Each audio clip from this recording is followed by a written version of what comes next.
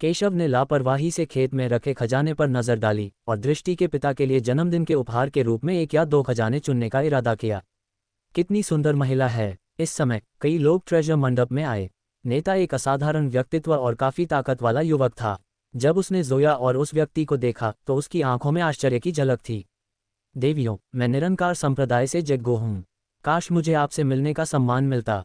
उनकी पिकअप तकनीक बहुत सीधी और बिना किसी तकनीक के है, लेकिन उन्हें इसकी परवाह नहीं है क्योंकि उन्हें किसी पिकअप तकनीक की आवश्यकता नहीं है। उसकी हैसियत ही इतनी है कि वह आसानी से सौंदर्य जीत सकता है।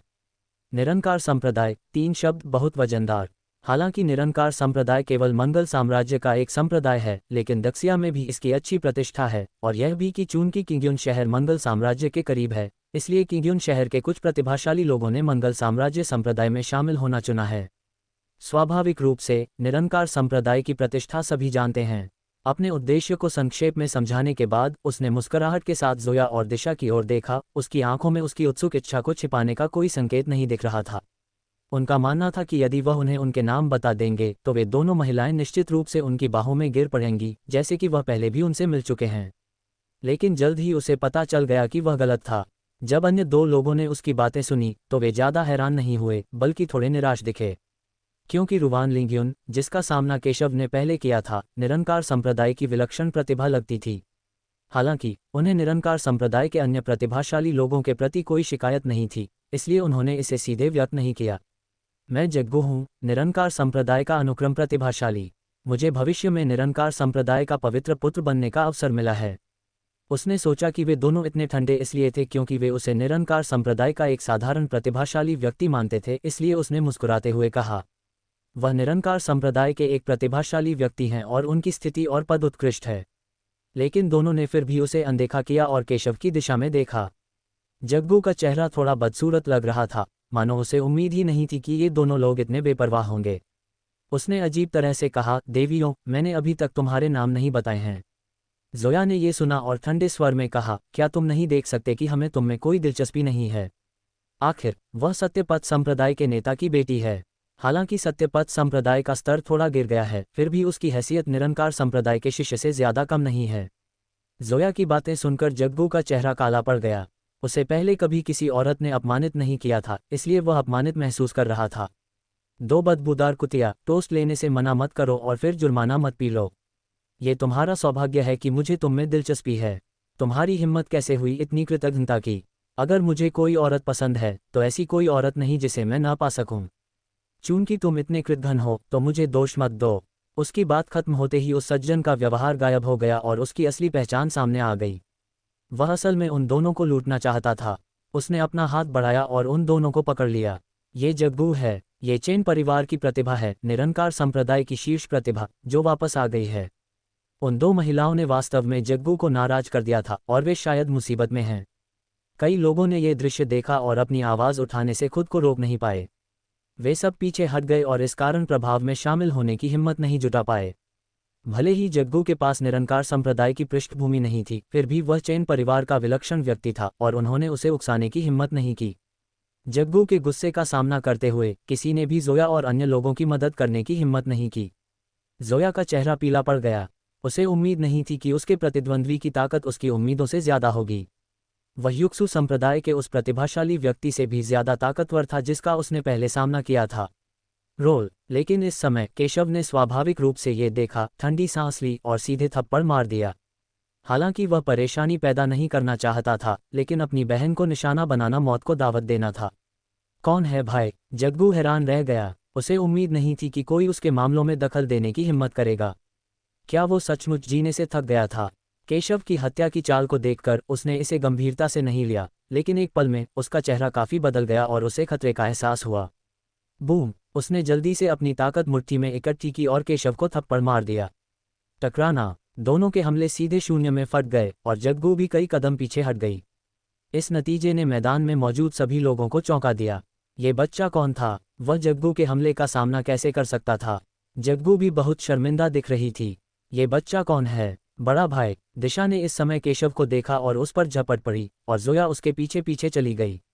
कोई बात नहीं, मैं यहाँ हूँ, केशव ने शांति से कहा। घृणास्पद। उन दोनों को केशव के साथ इतना अंतरंग होते देख जग्गू दुखी, ईर्ष्यालु और हत्यारी महसूस करने लगी। सर, आपको यहाँ हमला करने की अनुमति नहीं है। इस समय ट्रेजर मंडप के कई सेवकों ने ये देखा और नेता जल्दी से खड़े होकर बोले, लेकिन वह जिस व्यक्ति से बात कर रहे थे वह जग्गू नहीं बल्कि केशव थे। वह वही है जिसने हमें सबसे पहले उकसाया था, वह हमें क्यों रोक रहा है? दिशा ने ये देखा और गुस्से से कहा। ये सुनकर नौकर का चेहरा थोड़ा खराब हो गया, लेकिन फिर भी उसने कहा, मुझे माफ करना सभी को। वह चेन परिवार का युवा स्वामी और निरंकार संप्रदाय का गौरव है। अगर आप यहाँ कार्रवाई करने पर अड़े रहेंगे तो हम आपको केवल यहाँ से चले जाने के लिए कह सकते हैं। ट्रेजर पवेलियन के भीतर कार्रवाई करने पर प्रतिबंध लगाने वाले नियम हैं, लेकिन कभी कभी नियम भी लोगों के पक्ष में होते हैं। वह जग्गू की पहचान जानता था, इसलिए स्वाभाविक रूप से उसने जग्गू को अपमानित करने की हिम्मत नहीं की, इसलिए वह केवल केशव को रोक सकता था। निरंकार संप्रदाय के बारे में क्या? केशव ने ये सुना और ठंडे स्वर में कहा, क्या यह आदमी निरंकार संप्रदाय के बारे में भी नहीं जानता? यह मूर्ख युवक कहाँ से आया? केशव की बातें सुनकर कई लोग हैरान रह गए। उन्हें उम्मीद नहीं थी कि केशव ऐसे शब्द कहेगा। हम बदमाश, हमारा निरंकार संप्रदाय भले ही उतना महान न हो, लेकिन हम दक्षिया और मंगल साम्राज्य में प्रसिद्ध हैं। कोई भी हमें उकसाने की हिम्मत नहीं करता। अगर तुमने हमें नाराज किया तो हम तुम्हारे परिवार और संप्रदाय को मिटा देंगे। मैंने कभी नहीं सोचा था कि आप जैसे तुच्छ व्यक्ति को हमारे निरंकार संप्रदाय के बारे में भी पता नहीं होगा। ये तो हास्यास्पद है। जग्गू के पीछे की प्रतिभा मदद नहीं कर सकी, लेकिन उसने कहा, वह भी निरंकार संप्रदाय की प्रतिभा है। नहीं, ऐसा नहीं है कि मैं निरंकार संप्रदाय के बारे में नहीं जानता। मैं बस इतना कहना चाहता हूं कि वे खुद को क्या समझते हैं। मेरे सामने इतना अहंकारी व्यवहार करने की उनकी हिम्मत कैसे हुई? केशव ने ये सुना और तिरस्कार से कहा, इससे पहले उसने यून्हे शहर में निरंकार संप्रदाय के एक प्रतिभाशाली व्यक्ति की हत्या की थी, लेकिन उसने इसे बिल्कुल भी गंभीरता से नहीं लिया था। ऐसा लगता है कि ये सभी लोग सोचते हैं कि उनकी तथाकथित पृष्ठभूमि बहुत मजबूत है, लेकिन उसकी नज़र में यह असुरक्षित था। उन्होंने इसे बिल्कुल भी गंभीरता से नहीं लिया। क्या? केशव की बातें सुनकर सबके चेहरे बदल गए और वे बहुत हैरान हुए। उन्हें उम्मीद नहीं थी कि केशव निरंकार संप्रदाय से अनजान नहीं था, बल्कि उसने निरंकार संप्रदाय को बिल्कुल भी गंभीरता से नहीं लिया था। केशव उनकी कल्पना से भी अधिक अभिमानी है। उन्होंने पहले कभी किसी को इस तरह बोलने की हिम्मत करते नहीं देखा था। आखिर ये आदमी कौन है? इतना घमंडी कैसे हो सकता है? स्टॉप्ड। चाचा झाओ, आपके मार्गदर्शन के लिए धन्यवाद। मैं थोड़ा अचानक आ गया था।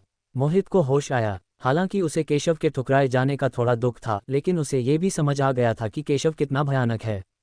ऐसे इंसान से सिर्फ दोस्ती की जा सकती है, नाराज नहीं किया जा सकता। और तो और केशव ने उसकी जान भी बचाई थी। चाहे कुछ भी हो जाए, वो इस उपकार को अपने दिल में याद रखेगा। चल दर, मोहित बोला। वे इससे कैसे निपटते हैं? चाचा झाओ ने सिटी लॉर्ड ली और अन्य लोगों की ओर इशारा करते हुए कहा। शहर के स्वामी ली और अन्य लोग मरे नहीं थे, लेकिन वे केशव और मंगल साम्राज्य सेना के बीच लड़ाई की ताकत से स्तब्ध थे। मैंने अपनी तीसरी बहन को पहले ही सूचित कर दिया है। उन्हें उसके पास छोड़ दो, मोहित ने ठंडे स्वर में कहा। जल्द ही वे भी एक गाड़ी में बैठकर चले गए। उनके जाने के बाद भारी घोड़ों की टापों की फिर से आवाज आई और एक और बड़ी सेना आ पहुंची। सबसे आगे चलने वाली महिला चांदी का कवच पहने हुए थी, उसकी पीठ पर एक लंबी तलवार थी और वह घोड़े से उतरने वाली पहली महिला थी। नगर स्वामी ली उनके आगमन की आहट से जाग गए। केशव और बाकी लोगों को जाते देखकर उन्हें बहुत खुशी हुई, लेकिन जब उन्होंने समूह का नेतृत्व कर रही महिला को देखा तो उनके चेहरे के भाव अचानक बदल गए। तीसरी राजकुमारी। जैसे ही ये शब्द बोले गए, कमरे में मौजूद बाकी सभी लोग आश्चर्य से तीसरी राजकुमारी की ओर देखने लगे। तीसरी राजकुमारी, दक्षिया के इतिहास में सबसे कम उम्र की कमांडर। आप कौन हैं? क्या हो रहा है? तीसरी राजकुमारी ने अपनी आंखें थोड़ी सिकुड़कर उस व्यक्ति की ओर देखा। मैं यून्हे शहर का स्वामी हूँ।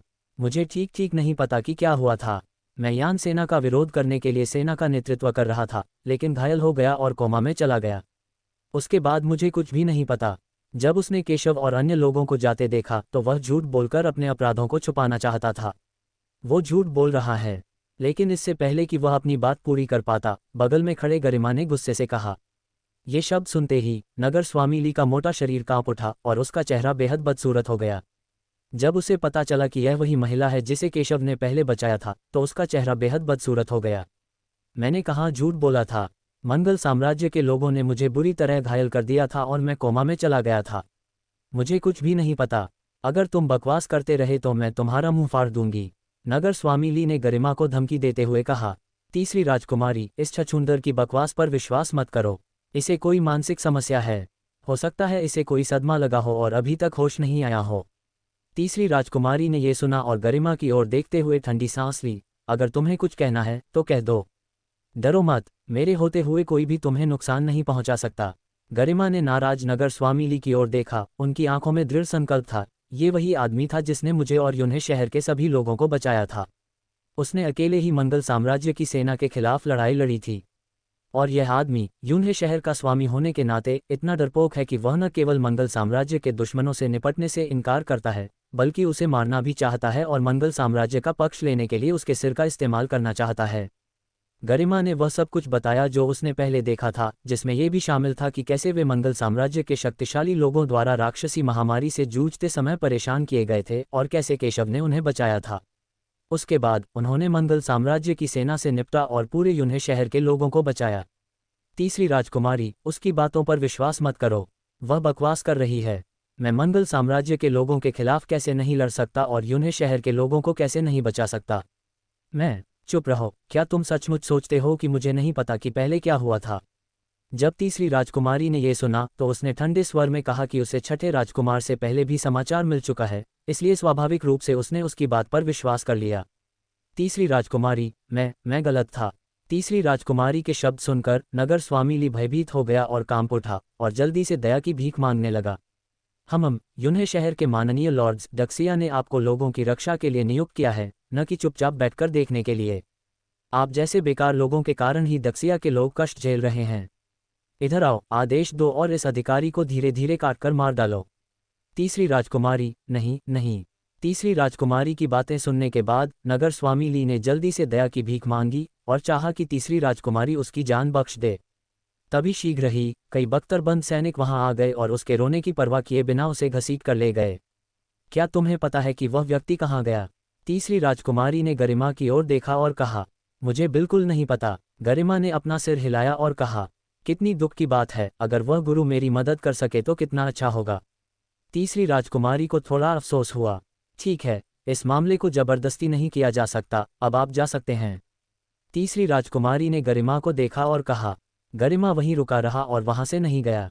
और कुछ? तीसरी राजकुमारी थोड़ी उत्सुक थी। मैं सेना में भर्ती होना चाहता हूँ, युजियातांग ने गंभीरता से कहा। तीसरी राजकुमारी यह सुनकर बहुत आश्चर्यचकित हुई। आप जानते हैं, सैन्य जीवन बहुत कठिन है। 7 सितारा संप्रदाय के अनुयायी के रूप में आपको ये यातना बिल्कुल भी सहन नहीं करनी पड़ेगी। मुझे पता है, लेकिन यह मेरी ताकत बढ़ाने का एकमात्र मौका है और यह भविष्य में उसका बदला चुकाने का भी मेरा मौका है। मैं तीसरी राजकुमारी से प्रार्थना करता हूं कि वह मुझे आशीर्वाद दे। जब गरिमा ने यह सुना तो वह एक घुटने पर बैठ गया और बोला गंभीरता से, पहले जो हुआ उसके बाद वह सप्तम तारा संप्रदाय से निराश हो गई थी। वह सप्तम तारा संप्रदाय की एक साधारण शिष्या थी और जानती थी कि सप्तम तारा संप्रदाय में रहकर उसके एक शक्तिशाली व्यक्ति बनने की संभावना बहुत कम है। इसलिए वह तीसरी राजकुमारी की सेना में शामिल होना चाहती थी ताकि शायद वह केशव की मदद कर सके। ठीक है, मैं तुम्हें एक मौका दूंगा। गरिमा की बातें सुनने के बाद तीसरी राजकुमारी ने सिर हिलाया और कहा, अब से तुम मेरे सैनिक रहोगे। चलो चलें। इतना कहकर वह चला गया। गरिमा खड़ा हुआ, अपने कपड़ों पर एक नज़र डाली और तीसरी राजकुमारी के पीछे चला गया। केशव को नहीं पता था कि उसके जाने से कुछ गड़बड़ियां हुई हैं, लेकिन उसने परवाह नहीं की। वह स्टोन शहर में आ गया है। पहले तुम वापस जाओ, मैं कल तुम्हारी मदद करने के लिए फैंग के घर आऊंगा। केशव ने दृष्टि से कहा कि दृष्टि के पिता की जन्मदिन की पार्टी कल शुरू होगी और वह दृष्टि की मदद करने के लिए व्यक्तिगत रूप से फॉन के घर जाएंगे। धन्यवाद पवित्र पुत्र। केशव की बातें सुनकर दृष्टि ने राहत की सांस ली। केशव के आसपास होने से उसे और भी सुकून महसूस हुआ। दृष्टि से अलग होने के बाद केशव दिशा और अन्य लोगों को स्टोन शहर के ट्रेजर मंडप में ले आए। वह किंग्यून शहर में सिर्फ 1-2 दिन रुकेगा। उसने ट्रेजर मंडप में रुकने और वहां से दृष्टि के पिता के लिए एक उपहार चुनने की योजना बनाई थी। किंग्यून शहर का ट्रेजर मंडप इंद्रपुरी शहर के ट्रेजर मंडप जितना ही भव्य है। जैसे ही केशव और उसके साथी उसमें दाखिल हुए, एक सुपरवाइजर की नज़र केशव पर पड़ी। वह युवा तो था, लेकिन उसका व्यवहार असाधारण था, इसलिए सुपरवाइजर ने आगे बढ़कर उसका स्वागत किया। क्या यह मेरा टोकन है? मैं 1-2 दिन ट्रेजर मंडप में रुकने की योजना बना रहा हूँ। केशव ने अपना भेंट टोकन निकाला और दूसरे पक्ष को सौंप दिया। यह क्या है? सुपरवाइजर केशव के हाथ में टोकन देखकर थोड़ा हैरान हुआ। उसने इस टोकन को पहचाना नहीं, लेकिन टोकन की सामग्री और उस पर लगे ट्रेजर पवेलियन के लोगों को देखते हुए उसे डर था कि केशव का रुतबा कम नहीं होगा, इसलिए उसने इसे नज़रअंदाज करने की हिम्मत नहीं की। अपने मंडप मास्टर को सूचित करें। केशव ने दूसरे पक्ष के लिए चीज़ों को मुश्किल नहीं बनाया और बोला, हाँ, कृपया एक क्षण प्रतीक्षा करें महोदय। केशव की बातें सुनने के बाद पर्यवेक्षक ने राहत की सांस ली और फिर कैबिनेट मास्टर को सूचित करने के लिए कैबिनेट में गया। बेटे, तुमने क्या कहा? तुम्हारी हिम्मत कैसे हुई ये कहने की कि मेरा निरंकार संप्रदाय कुछ भी नहीं है? अब तुम ये सब कर चुके हो। मैं तुम्हारी पिछली गलती पर आगे नहीं बढ़ूंगा, वरना। केशव के शब्दों को सुनकर निरंकार संप्रदाय के प्रतिभाशाली व्यक्ति, जिसने पहले बात की थी, ने अपनी धमकी को छिपाए बिना ठंडी सांस ली। कोलाहलयुक्त। हालांकि जैसे ही उसने बोलना समाप्त किया, केशव ने ठंडी आवाज में उसे थप्पड़ मार दिया। सबके आश्चर्यचकित निगाहों के सामने उसे थप्पड़ मार दिया गया। हर किसी की आंखें बदल गईं। मुझे उम्मीद नहीं थी कि केशव की ताकत इतनी असाधारण होगी। तो तुम सीधे साधे नहीं हो। कोई आश्चर्य नहीं कि तुमने हमें उकसाने की हिम्मत की, लेकिन तुमने तो बस हमें नाराज कर दिया। तुम चाहे जो भी हो, तुम्हें आज मरना ही होगा। जग्गू का चेहरा पीला पड़ गया। उसे उम्मीद नहीं थी कि केशव उसके सामने निरंकार संप्रदाय के लोगों को उड़ा देगा। ये तो उसके मुंह पर एक तमाचा था। वह केशव को कभी जाने नहीं देगा। धमाका। उसने अपनी प्रबल शक्ति का प्रदर्शन किया, जिससे बहुत से लोग पीछे हट गए। उसके पास अहंकार करने की पूंजी थी। उसकी ताकत काफी अच्छी है और एक ही चाल से वह केशव को दबाने वाला है। फक फक करना। ये देखकर केशव ने ठंडी सांस ली और परवाह नहीं की। हालांकि जग्गू की ताकत सरल नहीं थी, फिर भी उन्होंने उसे बिल्कुल भी गंभीरता से नहीं लिया। रुकना। लेकिन जैसे ही वह आगे बढ़ने वाला था, ट्रेजर मंडप की गहराई से एक भयानक आभा निकली, जिसने पूरे प्रांगण को ढक लिया। अगले ही क्षण एक सुंदर और सहज बूढ़ा आदमी आंगन में प्रकट हुआ। शक्तिशाली आभा ने जग्गू को दबा दिया और उसे हिलने डुलने में असमर्थ बना दिया। मंडप मास्टर सूर्य। इस व्यक्ति को देखकर जग्गू और अन्य लोगों की आंखें थोड़ी बदल गईं। ये व्यक्ति किंग्युन शहर का मंडप स्वामी था, जिसका नाम हरेश था। क्या चल रहा है? मंडप स्वामी सूर्य प्रकट हुए और अपने बगल में खड़े नौकर की ओर देखते हुए पूछा। नौकर को उम्मीद नहीं थी कि उसने मंडप स्वामी को चौंका दिया है। उसका चेहरा एकदम बदल गया और उसने कांपती आवाज में बताया कि पहले क्या हुआ था। पवेलियन मास्टर सन, एक खूबसूरत महिला एक सज्जन पुरुष का सपना होती है। हमारा आपको ठेस पहुंचाने का कोई इरादा नहीं है। कृपया हमें माफ कर दीजिए पवेलियन मास्टर सन। जग्गू मंडप स्वामी सुन के सामने बहुत विनम्र था। हालांकि वह निरंकार संप्रदाय का एक विलक्षण व्यक्ति था, लेकिन ट्रेजर मंडप की शक्ति निरंकार संप्रदाय से भी ज्यादा भयानक थी। यहां तक कि उसने दूसरे पक्ष को अपमानित करने की हिम्मत भी नहीं की। श्री चेंग, ये ट्रेजर पवेलियन है। यह ऐसी जगह नहीं है जहां कोई लापरवाही से काम कर सके। कृपया चले जाए। ये सुनकर सभी को आश्चर्य हुआ। मंडप मास्टर सन ने ठंडी आवाज में बात की और एक निर्णय दिया, जो नौकर के पिछले हंगामे से बहुत अलग नहीं था, लेकिन उसका लक्ष्य केशव नहीं था, बल्कि जग्गू और अन्य थे। मैदान में मौजूद हर कोई अपनी नज़रें बदलने से खुद को रोक नहीं पाया। क्या ऐसा हो सकता है कि सबने केशव की पहचान को कम करके आंका हो? अन्यथा मंडप मास्टर सन केशव और अन्य लोगों के लिए जग्गू और अन्य लोगों को कैसे अपमानित कर सकते थे? पवेलियन मास्टर सन, हम जा सकते हैं, लेकिन इस बच्चे को हमारे साथ जाना होगा। जग्गू भी थोड़ा हैरान दिखे, मानो उन्होंने केशव से इतनी असाधारणता की उम्मीद नहीं की थी, लेकिन फिर भी उन्होंने बात की। कोई फर्क नहीं पड़ता कि केशव की पहचान क्या है, जब तक वह किंग्युन शहर में है। वह केशव से निपटना चाहता है और वह ये नहीं मानता कि वह उसके साथ कुछ नहीं कर सकता। मुझे माफ़ करना, यह मेरे ट्रेजर पवेलियन का वीआईपी मेहमान है। मैं उसे जाने देने के लायक नहीं हूँ। हालांकि पवेलियन मास्टर सन ने यह सुना और ठंडी आवाज में कहा, उनके शब्दों में संदेह की कोई गुंजाइश नहीं थी। जग्गू का चेहरा और भी भद्दा हो गया। उसे उम्मीद नहीं थी कि केशव की पहचान मंडप मास्टर सुन को भी सिर झुकाने पर मजबूर कर देगी। आखिर इस बच्चे की पहचान क्या है? ठीक है, उस स्थिति में मैं विदा लेता हूँ। उसका चेहरा थोड़ा बदसूरत लग रहा था। जाहिर था कि आज मिली हार को वो स्वीकार नहीं कर पा रहा था। लेकिन केशव हमेशा के लिए ट्रेजर मंडप में नहीं रह सकता था। उसे यकीन नहीं था कि केशव बाहर नहीं आएगा, इसलिए वो निरंकार संप्रदाय के लोगों को लेकर सीधे वहां से चला गया। जल्दी करो और ये शाओ और अन्य लोगों से माफी मांगो। जग्गू और अन्य लोगों के चले जाने के बाद मंडप मास्टर सन ने नौकर की ओर देखा और ठंडे स्वर में कहा, मास्टर, मैं गलत था। मैं बहुत अदूरदर्शी था। कृपया मेरे चारों ओर से चले जाओ। नौकर का चेहरा बदसूरत लग रहा था। अगर उसे पता होता कि केशव की इतनी खास पहचान है, तो उसे इतना अलग क्यों दिखना चाहिए था? ट्रेजर मंडप की रक्षा करने में कोई बुराई नहीं है, लेकिन गलती यह है कि आप इसके साथ उचित व्यवहार नहीं कर सकते। ये देखते हुए कि यह आपका पहला अपराध है, मैं आपसे परेशान नहीं होऊंगा। ये देखकर केशव ज्यादा नाराज नहीं हुआ और शांति से बोला, युवा मास्टर, ये सचमुच एक उदार आदमी है, मैं ऐसा दोबारा नहीं करूंगा। केशव की बातें सुनकर नौकर ने तुरंत कहा और फिर सम्मानपूर्वक पीछे हट गया। युवा मास्टर, ये कृपया अंदर आइए, मंडप मास्टर सन ने ये देखकर कहा और केशव को कैबिनेट की गहराई में ले गए। जब वे कैबिनेट में पहुंचे तो मंडप मास्टर सन बेहद विनम्र थे और उन्होंने अपना पता बदल दिया। ये विप, मुझे आश्चर्य है कि इस बार किंग्युन शहर के ट्रेजर मंडप में आने का आपका उद्देश्य क्या है? मैं आपकी मदद कर सकता हूँ। केशव के साथ उसके विनम्र व्यवहार का कारण केशव का भेंट का टोकन था, अन्यथा अन्य लोग उसे निरंकार संप्रदाय की प्रतिभा को अपमानित करने की अनुमति नहीं देते। हालांकि उन्होंने बाहरी लोगों के सामने केशव को सम्मानित अतिथि नहीं कहा, क्योंकि केवल ट्रेजर मंडप के अंदर के लोग ही जानते थे कि ट्रेजर मंडप में उपासकों का दर्जा कितना ऊंचा है। बाहरी लोग ट्रेजर मंडप में उपासकों के महत्व को नहीं जानते थे, जो समस्याओं के समाधान में विशिष्ट अतिथि से कहीं कम प्रभावी थे। इसलिए उन्होंने बाहरी लोगों के सामने केशव को विशिष्ट अतिथि कहा। मंडप मास्टर सुन, मैं किंग्युन शहर के ट्रेजर मंडप में सिर्फ 1 या 2 दिन रुकने के लिए आया था, और वैसे मैं अपने दोस्त के पिता के लिए जन्मदिन के उपहार के रूप में एक उपहार चुनना चाहता था। यह एक छोटी सी बात है, मैं तुरंत ये गोंद फेंक के लिए इसका इंतजाम कर दूंगा, लेकिन मुझे नहीं पता कि उसने कोई उपहार चुना है या नहीं। अगर उसे कोई पसंदीदा खजाना नहीं मिला तो मेरे पास अभी भी कुछ संग्रह हैं। मंडप मास्टर सन ने केशव का अनुरोध सुनकर कहा। हरेश को केशव की पहचान पता थी, इसलिए वह केशव को खुश करना और उससे दोस्ती करना चाहता था। अगर ऐसा है तो मैं मंडप स्वामी सुन को परेशान करूंगा। केशव ने ये सुना और जवाब में सिर हिलाया। उसने पहले कभी खजाना नहीं चुना था। कृपया आइए प्रभु। ये देखकर कि केशव सहमत हो गया, हरेश केशव को अपने खजाने के कमरे में ले गया। मुझे कहना होगा कि उसके पास बहुत सारा खजाना है, जिसमें कई दुर्लभ खजाने भी शामिल हैं। केशव ने लापरवाही से कुछ खजानों पर नजर डाली और थोड़ा सिर हिलाया। बुरा नहीं है। जब सन बुजुर्ग ने केशव की उपस्थिति देखी तो वह जानता था कि केशव एक मास्टर था जो सराहना करना जानता था। इस समय केशव एक पेंटिंग के सामने रुक गया। श्रीमान, आपको ये पेंटिंग क्यों पसंद है? हरेश ने इसे देखकर उत्सुकता से पूछा।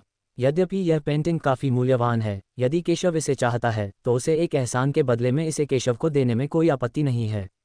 ब्रश स्ट्रोक शक्तिशाली, मजबूत और चिकने हैं। ये वाकई एक अच्छी पेंटिंग है। केशव ने सिर हिलाकर कहा। मास्टर, ये की नज़र वाकई बहुत अच्छी है। ये पेंटिंग चित्रकार संत तांगपू की असली तियानशान पेंटिंग है, जो मुझे 10 साल पहले संयोग से मिली थी। यह मेरे संग्रह की 10 सर्वश्रेष्ठ पेंटिंग्स में से एक है। एक बार किसी ने मुझे इसके लिए 10 लाख स्पिरिट स्टोन देने की पेशकश की थी, लेकिन मैं उसे देने से हिचकिचा रहा था। हरेश ने कहा। लेकिन एक क्षण बाद उसने देखा कि केशव की आंखें पेंटिंग को देखते हुए थोड़ी केंद्रित थीं, मानो उसने कुछ सुराग खोज लिए हों। क्या इस पेंटिंग में कुछ गड़बड़ है? हरेश थोड़ा उत्सुक था। ये पेंटिंग सचमुच थोड़ी अजीब है।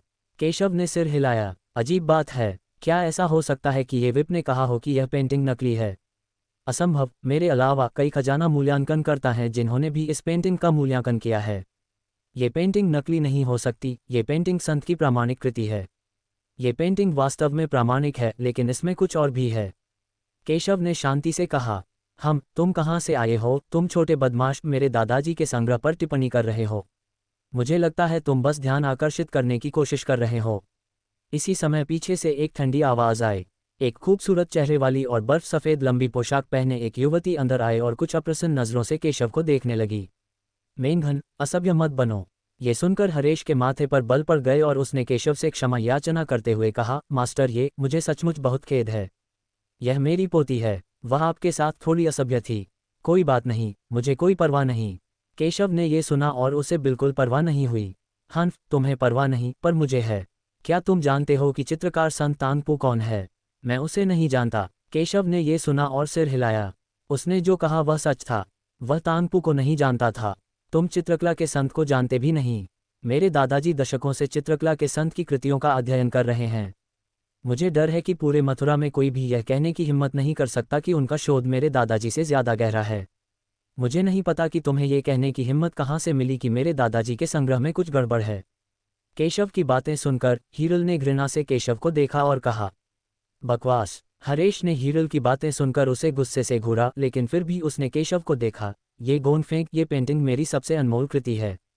तुमने कहा था कि यह पेंटिंग अजीब है, क्या तुम्हारे पास इसका कोई आधार है?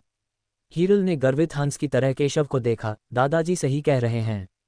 अगर आप इसकी विचित्रता समझा सकें तो मैं, हीरल, आपकी बात मान लूंगा।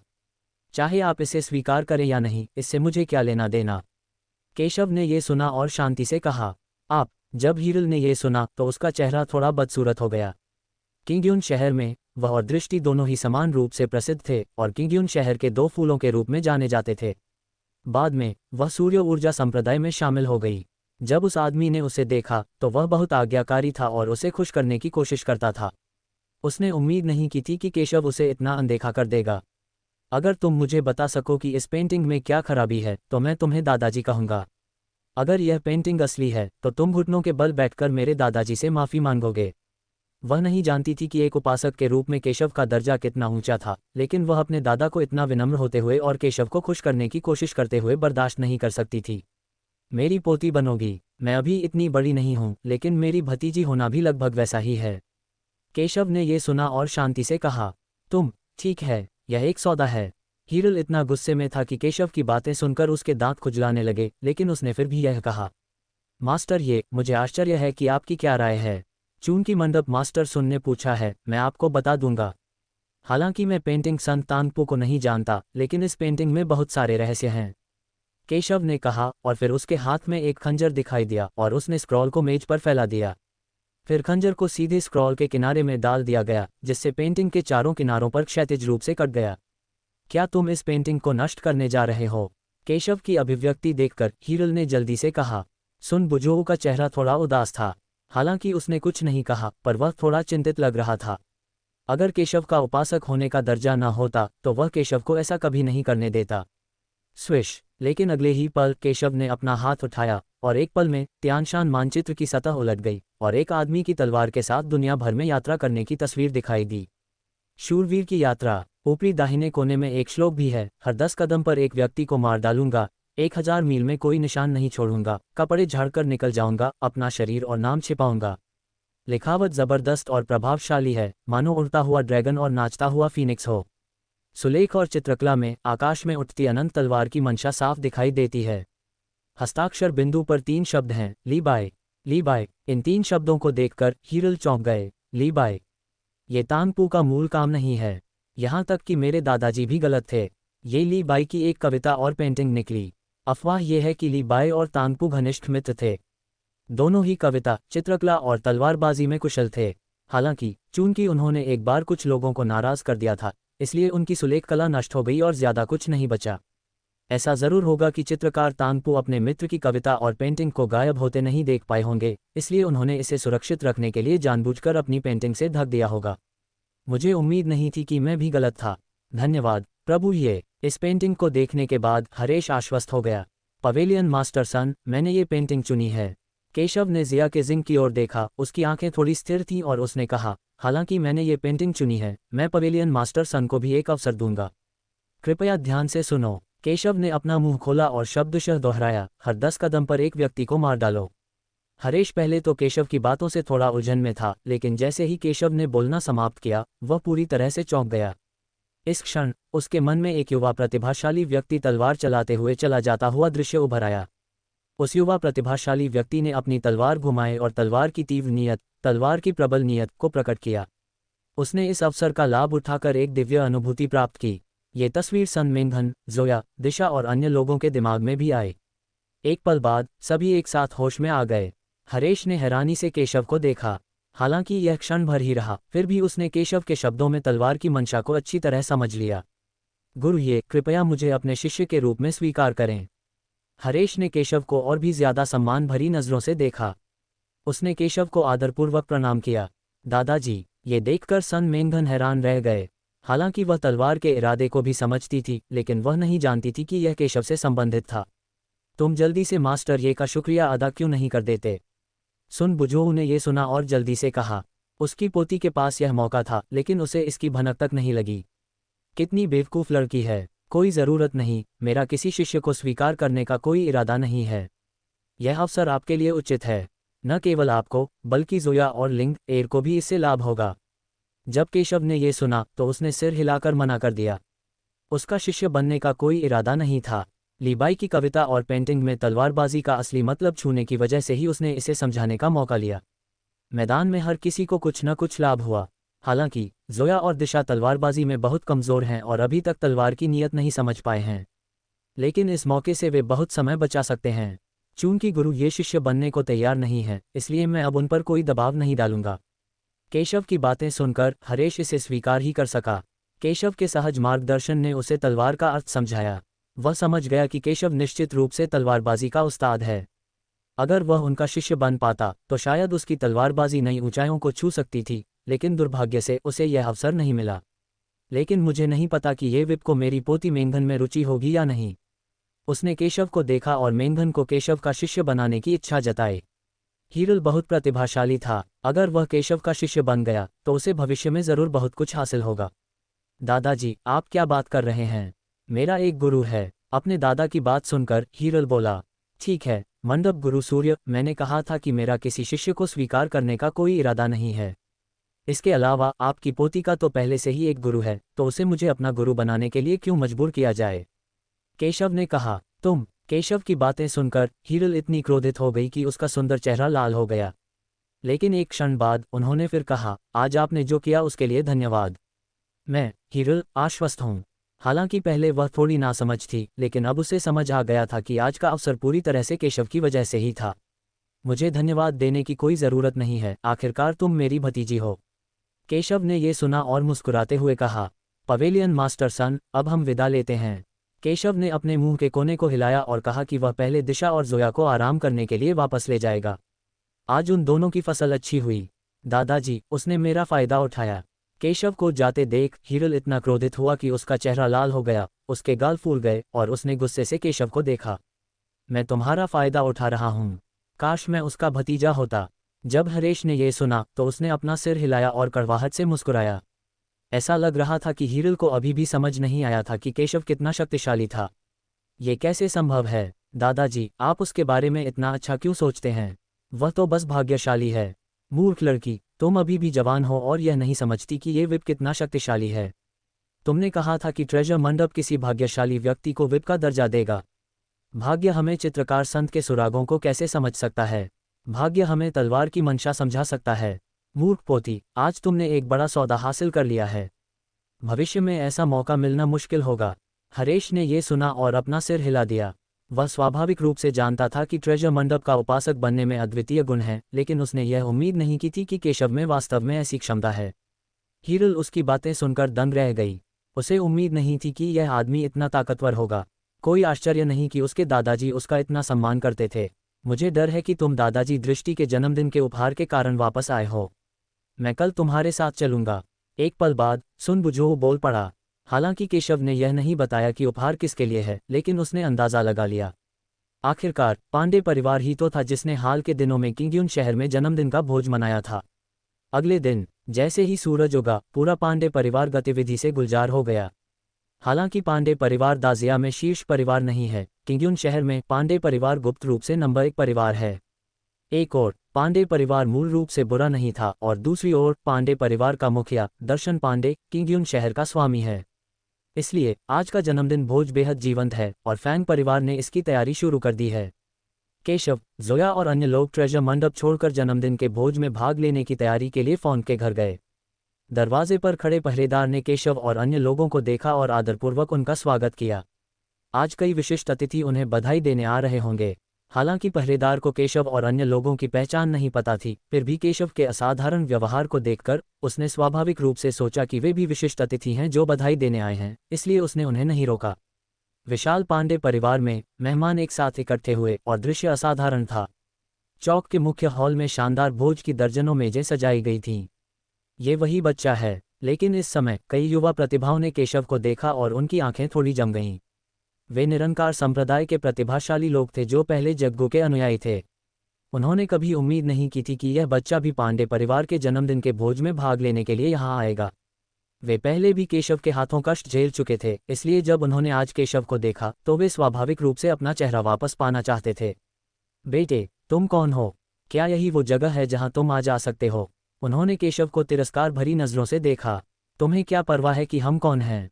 हम यहाँ किंगजू के जन्मदिन के भोज में उसके निमंत्रण पर शामिल होने आए हैं। बेहतर होगा कि तुम कोई परेशानी न खड़ी करो। जोया ने ठंडी सांस लेते हुए कहा। क्या ये बच्चा वही है जिससे फैंग किंगजू निपटना चाहता है, मिस्टर चेन?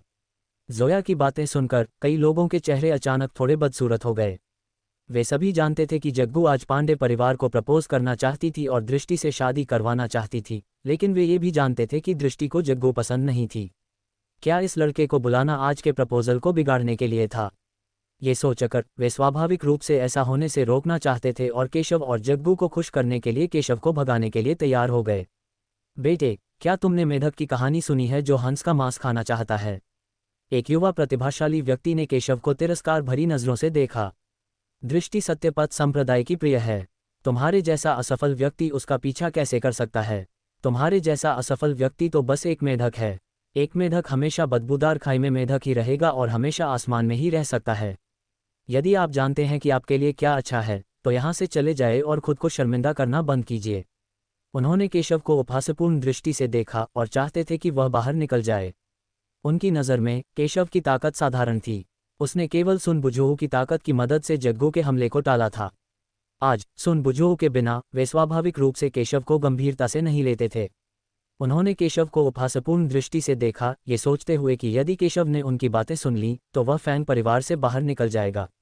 हालांकि केशव ने बस अपना सिर उठाया, उनकी ओर देखा और शांति से कहा, आप सही हैं, एक मेढक हमेशा एक बदबूदार खाई में एक मेढक ही रहेगा और उसे पता नहीं है कि बाहर की दुनिया कितनी बड़ी है। और तुम तो बस कुएं में बैठे हुए और आकाश की ओर देखते हुए मेढक हो। केशव, तुमने क्या कहा? आपकी हिम्मत कैसे हुई हमें अपमानित करने की? क्या आप जानते हैं कि हम कौन हैं? केशव की बातें सुनकर सभी क्रोधित हो गए। उन्हें उम्मीद नहीं थी कि केशव, जो एक बेकार इंसान है, उन्हें अपमानित करने की हिम्मत करेगा। तुम कौन हो, इससे मेरा कोई लेना देना नहीं है। मेरी नज़र में तुम सब सिर्फ मेढक हो। तुम मौत की तलाश में हो। केशव की बातें सुनने के बाद प्रमुख प्रतिभाशाली व्यक्ति क्रोधित हो गया और सीधे केशव की ओर दौड़ा। वो सबके सामने केशव को सबक सिखाना चाहता था। ये बबन है, कनर्जी परिवार का प्रतिभाशाली बच्चा। मुझे डर है कि वह बच्चा मुसीबत में है। मैं किसी और की अपेक्षा बबन को अपमानित करना पसंद करूंगा। झाओ ताओ को ऐसा करते देख कई लोगों ने भौहें चढ़ा लीं। बबन कनर्जी परिवार और निरंकार संप्रदाय का गौरव थे। आम लोग बबन को भड़काने की हिम्मत नहीं करते। मुझे उम्मीद नहीं थी कि यह बच्चा जो कहीं से आया था, बबन को उकसाने की हिम्मत करेगा। तुम्हें अपनी सीमाएं नहीं पता। केशव ने अपनी आंखें उठाईं और बबन के हमले को देखा, लेकिन उसने तिरस्कारपूर्वक कहा कि उसने इसे बिल्कुल भी गंभीरता से नहीं लिया। उसने बबन को सीधे थप्पड़ मारा और उसे उड़ा दिया। पूरा स्थान एकदम शांत था। किसी को उम्मीद नहीं थी कि बबन को थप्पड़ मारकर भगा दिया जाएगा। पूरे किंगयुन शहर में युवा पीढ़ी के बीच बबन की ताकत सबसे ज्यादा मानी जाती थी, लेकिन असल में उसे थप्पड़ मारकर भगा दिया गया। सबकी आंखें थोड़ी सी जम गईं और उन्हें अंततः समझ में आ गया कि उनके सामने वाला लड़का निश्चित रूप से सरल नहीं था। प्रारंभ में बबन ने सोचा कि उसने एक आसान लक्ष्य चुन लिया है, लेकिन अप्रत्याशित रूप से वह एक लोहे की दीवार से टकरा गया। झाओ ताओ ने सबकी बातें सुनी और उसका चेहरा गुस्से से भर गया। वह बेहद गुस्से में बोला, बेटे, तुमने मुझे धोखा देने की हिम्मत कैसे की? उसने सोचा कि उसे केशव ने धोखा दिया है और केशव उसे किसी भी तरह से नहीं हरा सकता। इसी समय एक आवाज़ सुनाई दी, आप क्या कर रहे हो? वक्ता दृष्टि थे। कई युवा प्रतिभाशाली लोग फांग दृष्टि को देखकर गर्व और आत्मविश्वास से भरे हुए थे। वे यहाँ एक ही उद्देश्य से आए थे और वह था फांग दृष्टि का अनुग्रह प्राप्त करना। दुर्भाग्यवश अगले ही क्षण एक चौंकाने वाला दृश्य सामने आया। दृष्टि सीधे केशव के सामने आए। यंग मास्टर, ये आप यहाँ हैं। वह केशव का स्वागत करने आई थी। सब दंग रह गए। किसी ने उम्मीद नहीं की थी कि किंगयुन शहर का एक प्रसिद्ध फूल केशव के सामने ऐसा व्यवहार करेगा। यहाँ तक कि जिन लोगों ने अनुमान लगाया था कि केशव और दृष्टि के बीच एक जटिल रिश्ता है, वे भी इस दृश्य को देखकर हैरान रह गए। उन्हें उम्मीद नहीं थी कि दृष्टि एक छोटी बच्ची जैसी दिखेगी। ये सच नहीं हो सकता। मेरी देवी इस आदमी पर बहुत दयालु है। वे इस आघात को सहन नहीं कर सकते। झाओ ताओ ने दृष्टि की ओर देखा, किंगजू, ये बच्चा कौन है? मुझे लगा कि यह यहाँ परेशानी पैदा करने आया है, इसलिए मैं इसे सबक सिखाना चाहता था। हालांकि वह जानता था कि फैंग किंगजू को जग्गू ने चुना था। अगर जग्गू को फैंग किंगजू का समर्थन नहीं मिला तो वह भी ऐसा करने में सक्षम हो सकता है। लेकिन दृष्टि ने उसे सुना और कुछ घृणा के साथ कहा, झाओ ताओ, मुझे किंगजू कहने का मतलब है कि मैं आपके करीब हूँ। मैंने विशेष रूप से मास्टर ये को अपने पिता की जन्मदिन की पार्टी में शामिल होने के लिए आमंत्रित किया है। श्रीमान ये, क्या आप ठीक हैं? फैंग किंगजू निश्चित रूप से जानती थी कि केशव मुसीबत में पड़ने के लिए काफ़ी मजबूत थी, लेकिन उसने जानबूझकर अपने पिता को बताने के लिए केशव के करीब होने का नाटक किया। उस जैसा असफल व्यक्ति मुझे कैसे सबक सिखा सकता है? बेशक मैं ठीक हूँ। केशव ने दृष्टि की बातें सुनी, अनुमान लगाया कि दृष्टि का क्या मतलब था और मुस्कुराते हुए कहा। चूंकि वह दृष्टि की मदद कर रहा था, इसलिए उसने स्वाभाविक रूप से अपना कर्तव्य पूरा किया। धिक्कार है, लड़के, तुम बहुत घमंडी हो। मुझे तुम्हें सबक सिखाना होगा। क्या तुम मुझसे सीधे लड़ने की हिम्मत रखते हो? केशव की बातें सुनकर बबन बेहद क्रोधित हुआ। वह देवी के सामने इतना अपमानित होना बर्दाश्त नहीं कर सका। वह दृष्टि का दिल जीतने के लिए केशव को सीधे तौर पर हराना चाहता था। एक ही वार में मैं तुम्हें 1 सेकंड में मार सकता हूं, मानो या न मानो। केशव ने उसे तिरस्कार से देखा। जब ये शब्द बोले गए तो दर्शकों में मौजूद सभी लोग आश्चर्यचकित रह गए। किसी को उम्मीद नहीं थी कि केशव इतना घमंडी होगा। उसने तो यहाँ तक कहा था कि वह बबन को एक ही झटके में मार सकता है। उन्होंने इतना घमंडी आदमी पहले कभी नहीं देखा था। वह बस बबन को पीछे धकेलने में कामयाब रहा, लेकिन बबन खुद कोई साधारण इंसान नहीं था। उसने अपने प्रतिद्वंदी को पूरी तरह हराने से पहले ही शेखी बघारनी शुरू कर दी थी। अगर मैं बाद में बबन को नहीं हरा सका तो मुझे डर है कि मैं अपने चेहरे पर खुद ही गोली मार लूंगा। हालांकि दृष्टि केशव की ताकत को जानता था और केशव पर विश्वास करता था। जाओ ताओ, मैं तुम्हें सलाह देता हूं कि तुम परेशानी पैदा न करो। तुम मास्टर ये के सामने कुछ भी नहीं हो। घृणास्पद। दृष्टि की बातें सुनकर बबन पूरी तरह से क्रोधित हो गया। गर्जन। झाओ ताओ ने दहाड़ लगाई और मारने के लिए दौड़ा।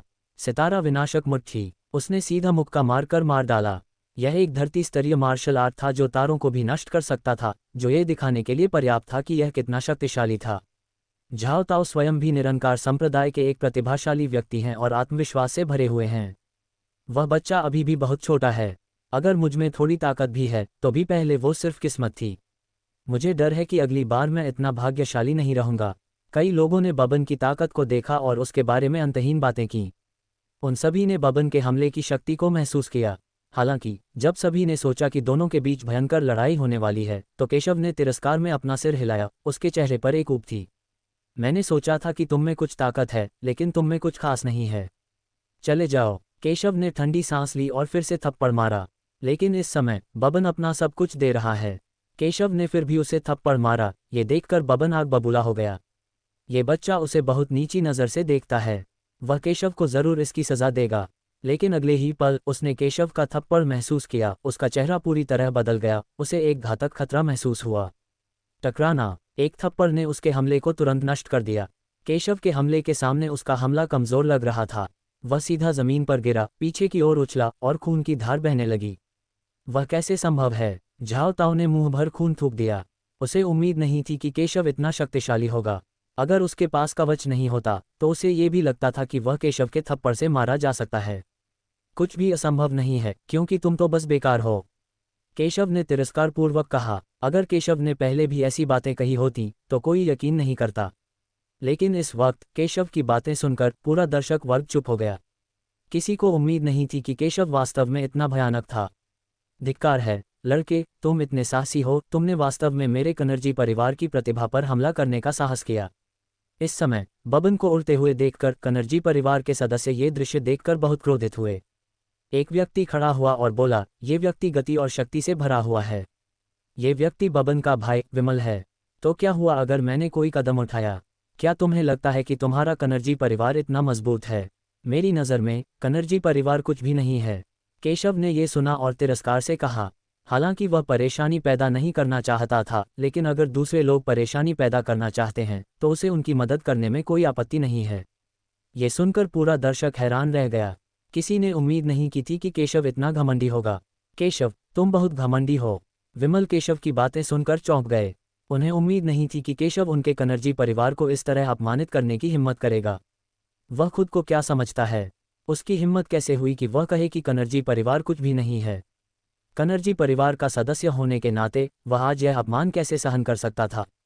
बबन के बड़े भाई और कनर्जी परिवार के गौरव के रूप में उसे बबन के लिए खुद को मुक्त करना होगा। उसने ठंडे स्वर में कहा। वह कार्रवाई करना चाहता था और केशव को सार्वजनिक रूप से सबक सिखाना चाहता था। विमल को कार्रवाई करते देख कई लोगों ने केशव को दया से देखा। विमल बबन से भी ज्यादा भयानक था। किंग्यून शहर की युवा पीढ़ी में वह जग्गू के बाद दूसरे नंबर पर था। यदि वह कार्रवाई करता है तो केशव विरोध नहीं कर पाएगा। ठीक है, लेकिन इस समय हवेली से एक ठंडी आवाज आई। अगले ही पल मोटी भौहों और बड़ी आंखों वाला एक अधेड़ उम्र का आदमी सबके सामने प्रकट हुआ, जो बिना गुस्सा किए भी डराने वाला लग रहा था। ये व्यक्ति कोई और नहीं बल्कि पांडे परिवार के वर्तमान कुलपति किंग्यून शहर के मेयर दर्शन पांडे हैं। चीफ झाओ, आज मेरी जन्मदिन की पार्टी है और मैं नहीं चाहता कि कोई और चीज़ मेरा मूड खराब करे। बस इसे मुझ पर एक एहसान समझो और इस बार उसे माफ़ कर दो। फैंग तियानहाओ ने कनर्जी परिवार के मुखिया की ओर देखा और कहा। उसका रवैया बिल्कुल साफ था। आज खुशी का दिन था और वह कुछ भी बुरा होते नहीं देखना चाहता था।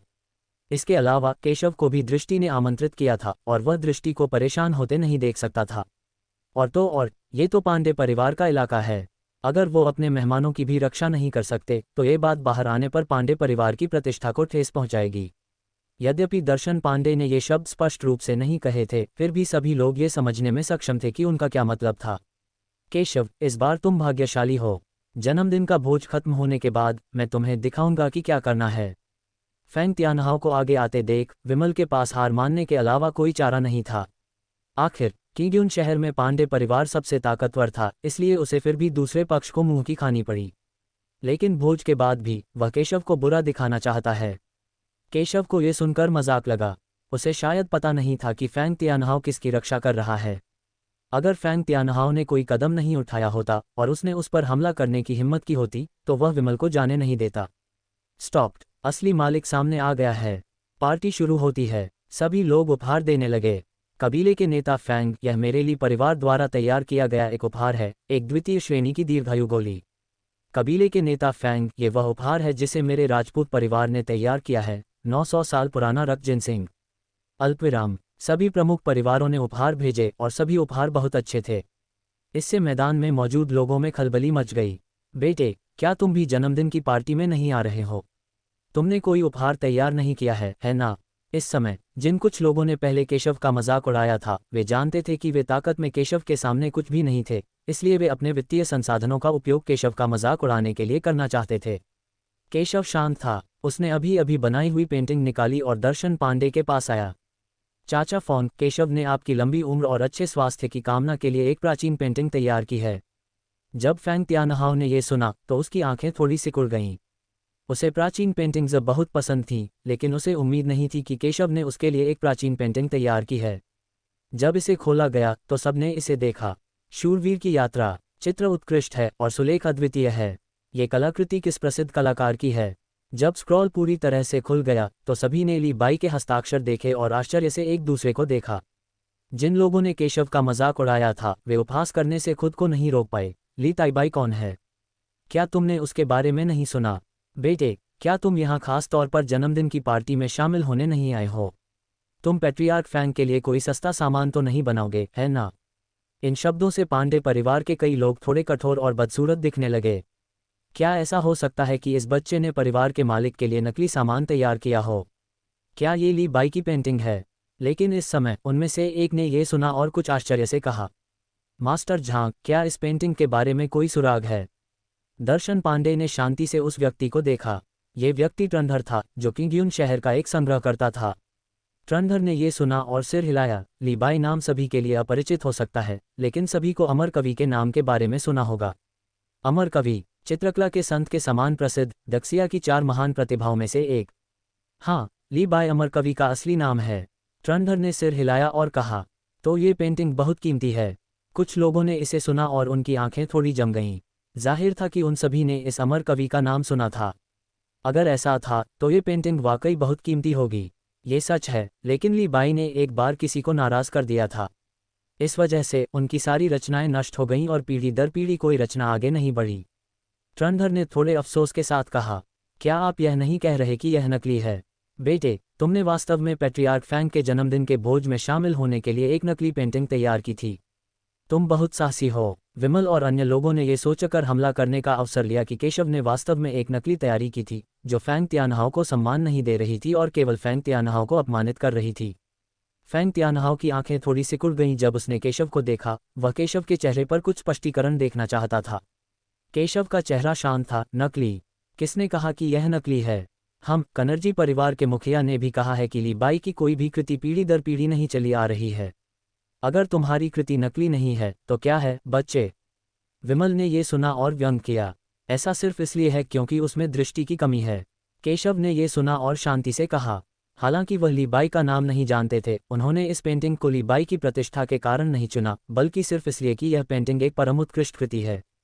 ये पेंटिंग न सिर्फ खूबसूरत है, बल्कि इसमें तलवारबाजी का सार भी है जो लोगों को महान दाव को समझने में मदद कर सकता है। यह उनके द्वारा तैयार किए गए उपहारों से अनगिनत गुना ज़्यादा कीमती है। तुम्हारी हिम्मत कैसे हुई यह कहने की कि मैं अज्ञानी हूँ? मुझे डर है कि पूरे किंग्यून शहर में भी कोई ऐसा कहने की हिम्मत नहीं करेगा। ली बाई के पास पीढ़ी दर पीढ़ी कोई रचना नहीं है। तुम्हारे पास जो है वह नकली नहीं है, और तुम असली होने का दिखावा करना चाहते हो।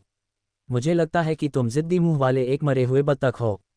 केशव की बातें सुनकर ट्रंधर का चेहरा खराब हो गया। किसी ने कभी यह कहने की हिम्मत नहीं की कि वह अज्ञानी है। ये देखकर दृष्टि ने बड़ी चिंता से केशव को देखा। हालांकि वह जानती थी कि केशव कोई नकली चीज नहीं बना सकता, उसने ट्रंधर की प्रतिष्ठा के बारे में भी सुना था। मुझे नहीं पता कि मुझमें ये कहने की योग्यता है या नहीं।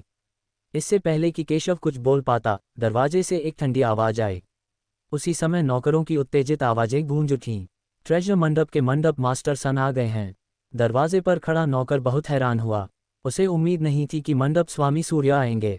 आखिरकार ट्रेजर मंडप के शाखा नेता की स्थिति किंग्यून शहर के 3 प्रमुख परिवारों की तुलना में बहुत मजबूत है। ये वास्तव में पवेलियन मास्टर सन है।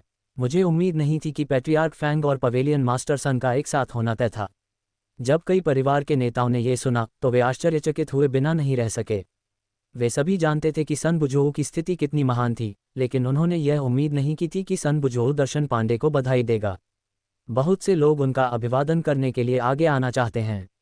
मेज़बान होने के नाते फैंग तियानहाओ ने उनका अभिवादन करने की पहल नहीं की, बल्कि वे भी खड़े हो गए। उन्हें उम्मीद नहीं थी कि हरेश आएंगे। हीरल के नेतृत्व में हरेश ने पांडे परिवार में प्रवेश किया। लेकिन सबको आश्चर्य हुआ जब हरेश केशव के सामने आया, थोड़ा झुका और बोला, युवा गुरु ये। पूरा दर्शक वर्ग आश्चर्य से चुप था। किसी ने उम्मीद नहीं की थी कि सुन बुझोऊ केशव के साथ इतना सम्मान से पेश आएगा। यहाँ तक कि फैंग तियानहाओ की आंखें भी थोड़ी स्थिर थीं, मानो उन्हें उम्मीद नहीं थी कि हरेश केशव के साथ ऐसा व्यवहार करेगा।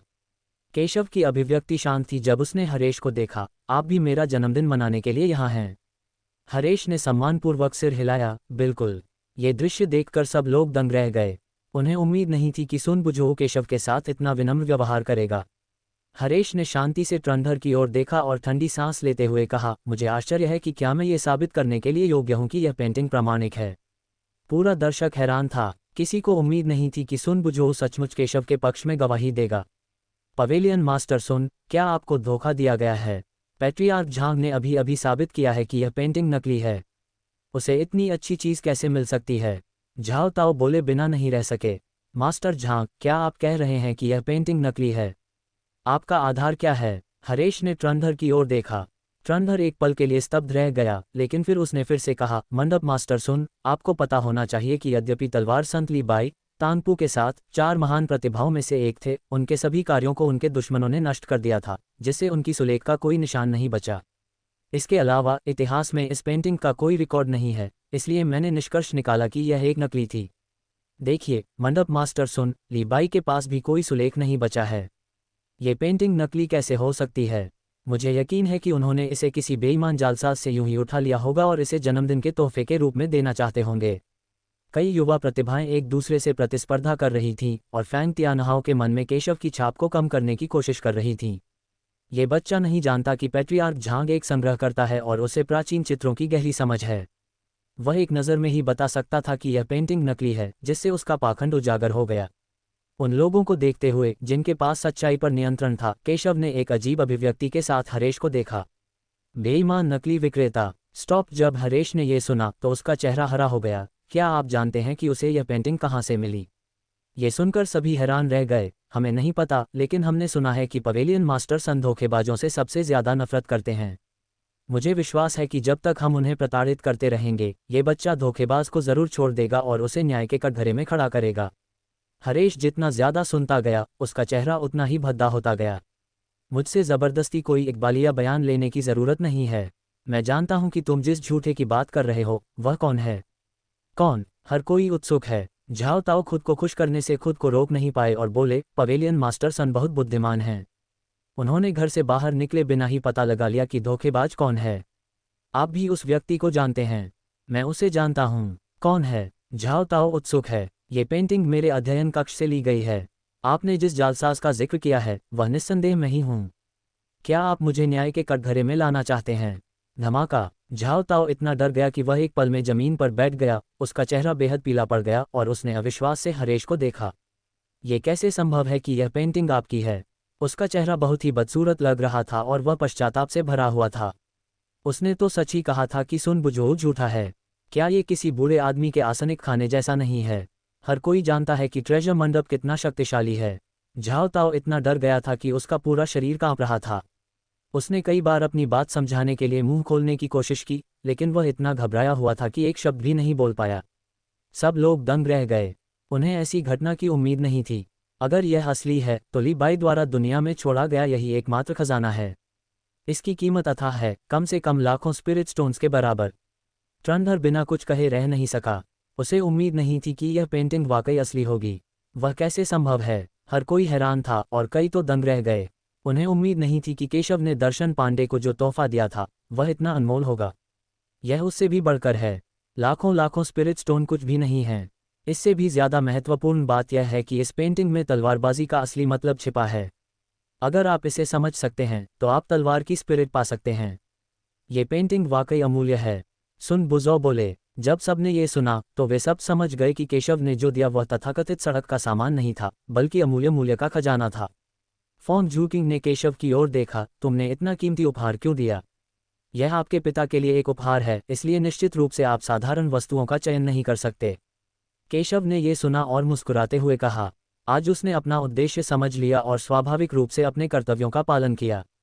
बाहरी लोगों को ये पूरी तरह से छेड़खानी की स्थिति लगती है। सन बुझो ने सन मेंगन से उपहार पेश करने के लिए कहा और मुस्कुराते हुए कहा, भाई फैंग, ये वह उपहार है जो मैंने आपके लिए तैयार किया है। ये 100 साल पुराने जैद से उकेरी गई जैद रुई की एक जोड़ी है। आपके लिए सब कुछ अच्छा हो। फैंग तियानहाओ ने उपहार रख दिया और ध्यान से देखने लगा। उसे आखिरकार समझ आ गया कि हरेश क्यों आया था और उसके लिए उपहार तैयार किया था। ये सब केशव की वजह से था। इस समय केशव सबका ध्यान अपनी ओर खींच रहा था। हर कोई सोच रहा था कि केशव की पहचान क्या है और उसे हरेश से इतना कीमती तोहफा कैसे मिला। दर्शन पांडे केशव की ओर बढ़े और बोले, मुझे इतना कीमती उपहार देने के लिए धन्यवाद। मेरे साथ आइए, मुझे आपसे कुछ बातें करनी हैं। फैंग जुकिंग, पिताजी आप चिंता मत करो, मैं उससे बात करूंगा। फैंग तियानहाओ ने बात की। अच्छा, केशव ने भी मुस्कुराते हुए कहा, ये जानते हुए कि दर्शन पांडे के मन में उसके प्रति कोई दुर्भावना नहीं है, लेकिन वह ये भी देखना चाहता था कि दर्शन पांडे उससे क्या बात करना चाहता है। दोनों पांडे परिवार के पिछवाड़े में एक खुली जगह पर आ गए। फैंग परिवार का घर पहाड़ी पर क्यानलान पर्वत नामक एक राजसी पर्वत श्रृंखला के बगल में बनाया गया था। फैंग तियानहाओ ने अपने हाथ पीछे कर लिए, सपाट क्यानलान पर्वत की ओर देखा और कुछ नहीं कहा। केशव चुपचाप दर्शन पांडे के पीछे खड़ा रहा और उसकी ओर देखा। मुझे आश्चर्य है कि अंकल फॉन्ग मुझसे क्या बात करना चाहते हैं। फैंग तियानहाओ ने मुड़कर केशव की ओर देखा। मैंने किंगजू से तुम्हारे बारे में सुना है। तुम और वह सत्यपथ संप्रदाय के एक ही संप्रदाय से हैं। तुमने उपहार दिए और मंडप मास्टर सुन के साथ अपने रिश्ते को दिखाया। मुझे डर है कि तुम किसी उद्देश्य से यहाँ आए हो। केशव ने ये सुना, लेकिन उसने कोई टिप्पणी या खंडन नहीं किया। आखिरकार वह आज यहाँ फैंग जुकिंग की मदद करने आया था। चूंकि आज भी आप कुछ विचारशील हैं, इसलिए मैं आपको कुछ सलाह दूंगी। केशव ने ये सुना और मुस्कुराते हुए कहा, मैं पूरी तरह से सुनने के लिए तैयार हूँ। दर्शन पांडे ने दूर से क्यानलान पर्वत को देखा और पूछा, हमारे सामने वाले पर्वत के बारे में आप क्या सोचते हैं? यह 1000 मीटर से ज्यादा ऊंचा नहीं है। अगर यह किंग्यून शहर के समतल भूभाग के लिए न होता तो ये पहाड़ कहलाने के भी लायक नहीं होता। फैंग तियानहाओ का चेहरा भावहीन था और उन्होंने आगे कहा, क्या आप जानते हैं कि इस पर्वत को क्यानलोंग क्यों कहा जाता है? क्यानलोंग? मुझे नहीं पता। केशव ने ये सुना और अपना सिर हिलाया। अथाह गर्त में छिपा हुआ अजगर आकाश तक उड़ जाएगा। महान जिया के महान सैन्य देवता जनरल यू अपने जीवन के सबसे निचले बिंदु पर थे। इसी पर्वत पर उन्होंने एक शेर को प्रशिक्षित किया था जो 100 लड़ाइयां लड़ सकता था। इसीलिए कहा जाता है कि पहाड़ को हिलाना आसान है, लेकिन यू की सेना को हिलाना मुश्किल है। इसीलिए इसका नाम क्यानलोंग पर्वत पड़ा। यद्यपि आप अच्छे हैं, आप युवा हैं, अलग थलग हैं, अभिमानी हैं और सभी को नीची दृष्टि से देखते हैं तथा हर जगह दुश्मन बनाते हैं। तुम्हारे जैसे व्यक्तित्व के साथ भविष्य में तुम केवल दुश्मनों से घिरे रहोगे। तुम अपने जीवन में कभी भी कुछ महान हासिल नहीं कर पाओगे। इस पहाड़ को फिर से देखो। जैसा तुमने कहा, अगर किंग्यून शहर समतल न होता तो ये पहाड़ कहलाने लायक भी नहीं होता। फिर भी इसने जनरल यू जैसे नायक को जन्म दिया, एक ऐसा व्यक्तित्व जिसे युगों युगों तक याद रखा जाएगा। एक पर्वत अपनी ऊंचाई के लिए नहीं, बल्कि वहां रहने वाले अमर प्राणियों के लिए प्रसिद्ध है। किसी व्यक्ति की उपलब्धियां कितनी ऊंची होंगी, यह उसकी पारिवारिक पृष्ठभूमि पर नहीं, उसके मित्रों पर नहीं, बल्कि स्वयं उस पर निर्भर करता है। स्वयं को विकसित करो, अपने परिवार का प्रबंधन करो, देश पर शासन करो और विश्व में शांति लाओ। आत्मविकास के बिना बाकी सब कुछ केवल खोखली बातें हैं। असल में मैं ये बात किसी जूनियर से नहीं कहूँगा, लेकिन मुझे उम्मीद है कि आप यह नहीं सोचेंगे कि सिर्फ इसलिए कि आपके समर्थक सन बुझो और सत्यपथ संप्रदाय हैं, आप घमंडी हो सकते हैं। मुझे उम्मीद है कि आप अपनी बुरी आदतें बदलेंगे और कुछ हासिल करने की कोशिश करेंगे। मुझे आशा है कि तुम फोन जूकिंग से दूर रह सकोगे। तुम अभी उसके लायक नहीं हो। जब केशव ने ये सुना तो उसकी आंखों ने साफ समझ लिया। साफ था कि फेंग तियानहाओ ने उसके इरादे को गलत समझा था और उसने उसे नीची नज़र से भी देखा। अंकल फेंग, मुझे नहीं लगता कि मुझमें कुछ गड़बड़ है। आपने जो कहा वह मेरे बारे में आपका व्यक्तिगत मूल्यांकन था, लेकिन क्या आप मुझे समझते हैं? क्या आप जानते हैं कि मैं कौन हूँ? आम लोगों की नज़र में मैं एक घमंडी व्यक्ति हूँ जिसमें कोई योग्यता नहीं है। लेकिन उनमें से कौन जानता है कि उनसे बात करने की मेरी क्षमता पहले से ही उनके लिए एक दान है। भले ही वह आप ही हो, मैं किंगजू की खातिर आपको चाचा कह रहा हूँ। क्या आपको लगता है कि मैं सन बुझो और सत्यपथ संप्रदाय के कारण इतना घमंडी हूँ? आपको शायद ही पता हो कि मैं खुद पर भरोसा करता हूँ। हर कोई अलग अलग ऊंचाई पर खड़ा होता है, इसलिए एक सच्चा बुद्धिमान व्यक्ति कभी भी अपनी स्थिति का उपयोग किसी ऐसे व्यक्ति का न्याय करने के लिए नहीं करेगा जो उससे ऊंचे स्थान पर खड़ा है। आज पांडे परिवार में आने का मेरा कोई उद्देश्य जरूर है, लेकिन यह वैसा नहीं है जैसा आप सोच रहे हैं, इसलिए आपको बिल्कुल भी चिंता करने की जरूरत नहीं है। केशव ने फेंग तियानहाओ को उदासीनता से देखा। स्टॉप किए सुनकर फेंग तियानहाओ का चेहरा गुस्से से पीला पड़ गया, लेकिन उसने अपने गुस्से को दबाते हुए कहा, बेटे, मैं आज तुम्हें एक सफल व्यक्ति बनने में मदद करने के लिए 2 सलाह देना चाहता था। मुझे उम्मीद नहीं थी कि न केवल आपको अपनी गलती का एहसास नहीं हुआ, बल्कि आप बकवास भी करने लगे। क्या तुम सच में सोचते हो कि तियानजुवान संप्रदाय इतना शक्तिशाली है? तियानजुवान संप्रदाय को दक्षिया में बमुश्किल शीर्ष 4 में स्थान दिया गया है और पूरे मथुरा में इसका जिक्र भी नहीं किया जा सकता। हालांकि हरेश एक मंडप का मुखिया है, वह सिर्फ किंग्यून शहर का मुखिया है। तुम्हारी ताकत युवानदान के शुरुआती दौर में ही है। उनके बिना तुम दक्षिया में एक साधारण तियानजियाओ हो, लेकिन दक्षिया में ऐसे अनगिनत तियानजियाओ हैं। क्या तुम्हें लगता है कि हरेश और तियानजुवान संप्रदाय के समर्थन से तुम घमंडी और लापरवाह हो सकते हो? तुम्हें क्या पता कि इससे तुम्हारे लिए अंतहीन विपत्तियां आएंगी और अंततः तुम्हारी ही मौत हो जाएगी? तो तुम्हें मेरे सामने तथाकथित अद्वितीय गुरु होने का ढोंग करने की जरूरत नहीं है। तुम सिर्फ लोगों को हास्यास्पद ही महसूस कराओगे। फेंग तियानहाओ ने केशव को ठंडेपन से देखा और कहा। केशव ने ये सुना और शांति से कहा, सत्यपथ संप्रदाय पर भरोसा, सन बुझोऊ पर भरोसा। आप गलत हैं। वे मुझ पर भरोसा करते हैं। मैं उनका विश्वास हूँ। सन बुझोऊ आज यहाँ इसलिए आए हैं क्योंकि वह मुझे खुश करना चाहते हैं।